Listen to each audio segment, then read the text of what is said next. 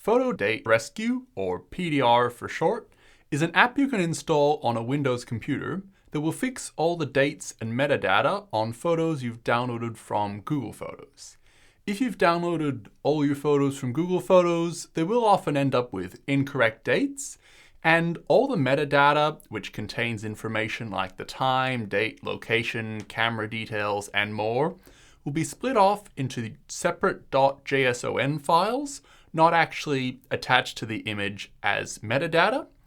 But this app can merge all that data back with the correct photos and correct all the dates on the photos and everything to make it much more organized and much more like it was when it was on Google Photos. Timi made a full video about this a few months ago where Timi explains it in more detail and how you can use it and how it all works and everything, so you might want to watch that video if you haven't already. But as usual with tech, they've recently released an update that has quite significantly changed the interface, so this is an updated tutorial on how to use the app with the new changes as of May 2026. The download and installation process hasn't really changed at all since Timi made the original video, so Timi's just going to quickly skim through that and fast forward it a bit. If you need some more help with that, you can go and watch the original video, but basically you will just need to buy the software if you haven't already. You'll download it to your downloads folder and then double click on the exe file to open it up and run through the installation process. But now, once it's installed and open, the first thing it will ask you to do is to pick a library drive here. So you can click Get Started here. And this is choosing where all of your corrected, organized photos will eventually be exported to. So it feels a little strange to be selecting your export location before you've even imported any of your photos or started anything. Originally, in the previous video Timi made, you didn't do this until almost the end of the process, but they've changed it now and you'll just need to go ahead and pick a library drive now. So click here and it tries to help you with sort of choosing a location and everything. It's going to ask you a few questions to help plan your library. Timi wouldn't really bother with this because you kind of have to know information and make up stuff to tell it, and then it's just a bit annoying. Timi's not really a big fan of things like that. So Timi would just click skip for now, but you can go through and answer the questions if you want to. Timi's just going to skip that bit. And now it has the library drive advisor where it's telling you what drive you should store your photos on after they've been organized and had the dates corrected. This is up to you, but you can connect external drives. So if you have an external SSD or external hard drive or even just a large flash drive might be okay. You can plug that into your computer and you'll see that here. And as you can see, it's actually recommending this flash drive that Timi has plugged into the computer rather than just the computer's direct hard drive that's in the computer that everything runs off. So it recommends that you actually store your photos on an external drive, which could be a good idea if you want to keep all your photos on there, not on your computer, taking up a lot of space. That is a good idea.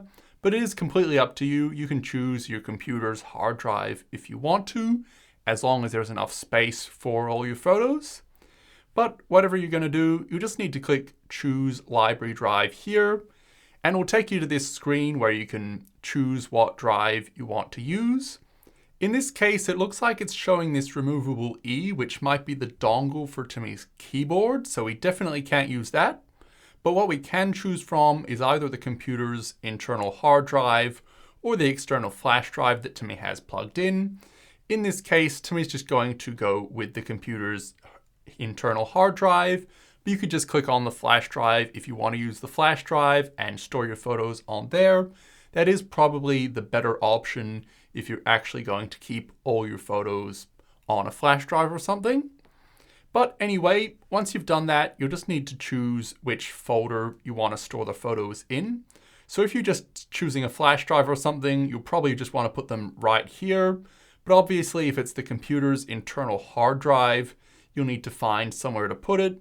So you'll probably want to put it in the users folder and inside your user account.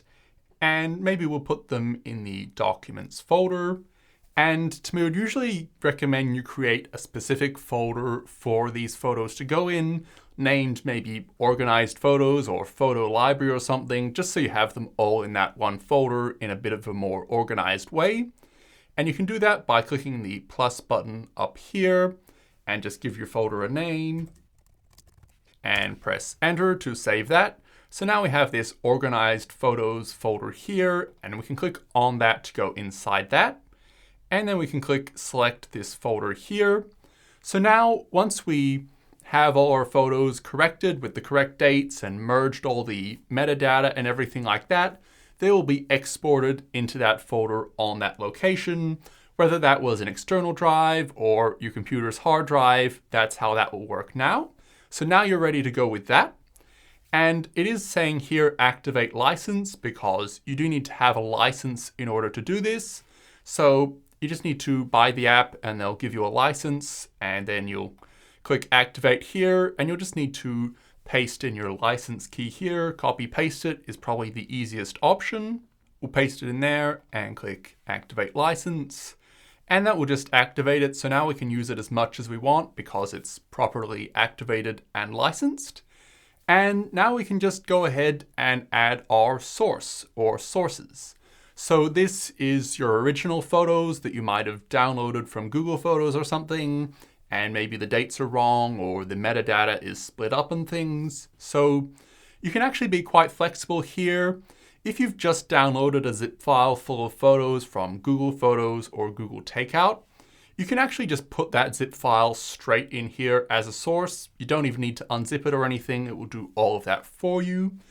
Or if you just have a folder on your computer full of photos and videos that you want to have the dates corrected on, you can select that folder as a source. Timi went into more detail on this in the original video, but ideally you want to have all the .json files with your photos so that it can have all that metadata and merge it together and have all the correct metadata on every photo.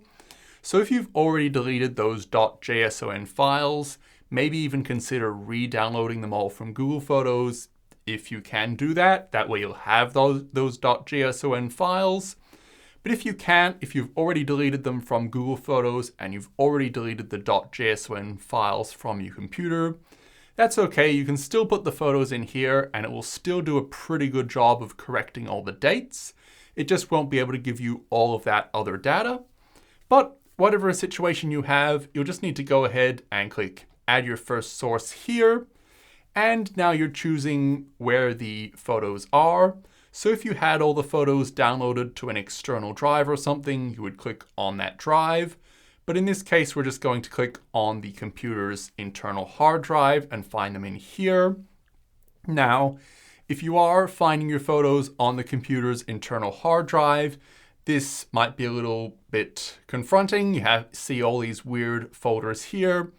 But you just need to find the users folder here and click on that, and then click on your account. So there'll usually be a public and one other that's some version of your name, and you'll click on that one.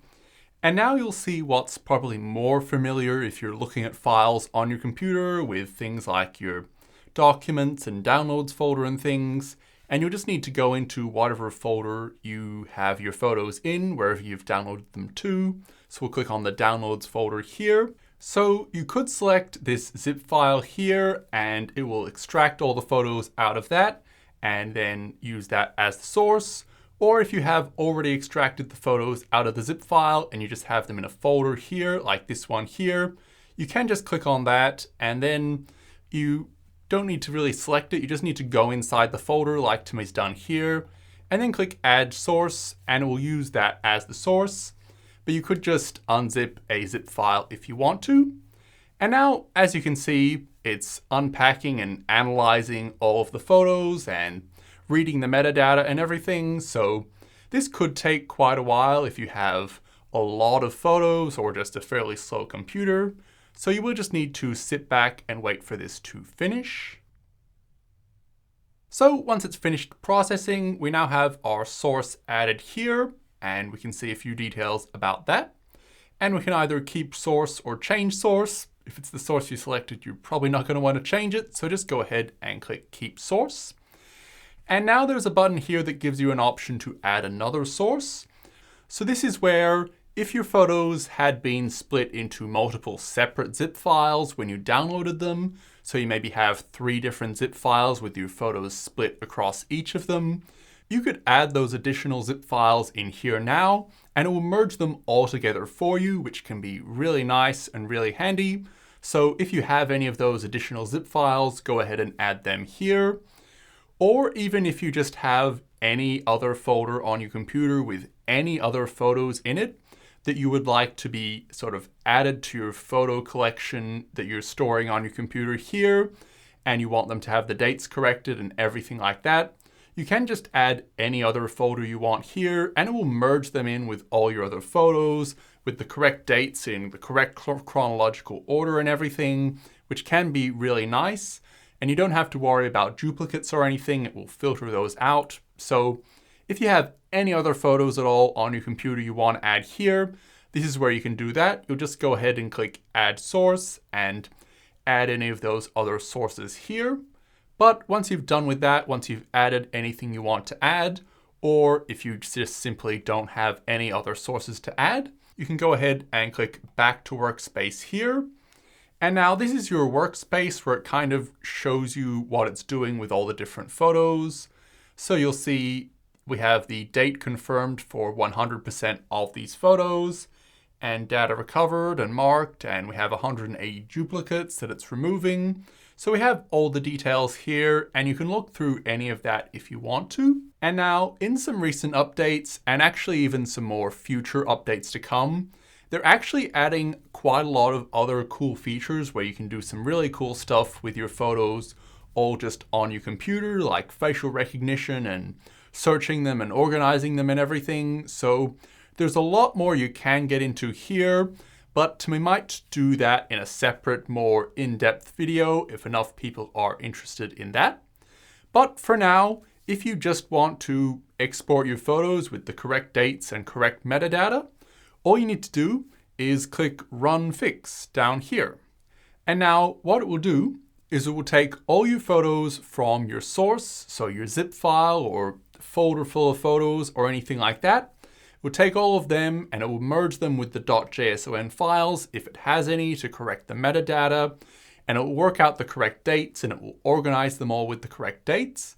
And it will save copies of all those photos with all the correct data all correctly organized in that location you originally chose at the start. That might be your external hard drive or your internal hard drive on your computer or anything like that. So you will just need to wait for that to finish. And it can take quite a while if you have a lot of photos or if your computer is just a bit slow, because it basically has to copy every one of your photos and process it and make all these changes and everything. So it can take a while. As you can see here, in just the time Tommy's been explaining this, it's only completed 6%, and it's estimating still quite a while left to go. But that's okay, you'll just need to sit back and wait for that to finish. But now, once it's done, it says Fix Complete, and it gives you a bit of a summary of what it's done. And you can view the report if you want to, but it's basically just telling you it's fixed the dates on the photos. Not very interesting. But now, if you click Open Destination here, it will open up the Files app and show you the location you originally selected. So this is the Documents folder on the computer's hard drive, but if you selected any other location, it would use that. And now you have all of your photos with the correct metadata and everything in the correct dates, all organized like this. And back in here, you can now just click the Close button here, and it will ask you if you want to clear the sources. So it's copied all of your photos into this new location that you selected, and that's where all the photos are correctly organized with the correct metadata and everything all the way you want them to be. You still actually have copies of all of your photos and videos originally the way they originally were without the correct metadata and everything. Those are all still on your computer right now. And it's up to you what you want to do with them. You can keep them there. You can save them somewhere else in case you ever want them. But really, Tommy would recommend you clear the sources as it's offering to do here. so that it will delete those duplicates now, so you won't have any of those photos with the incorrect data. You'll just have the one folder with all your photos with the correct metadata and correct dates and everything. So to me, I would recommend you click Clear Sources here, but if you do really want to keep them for some reason, you can click Keep Sources. But Timmy's going to click Clear Sources here, and it will do that for you, and you're all done.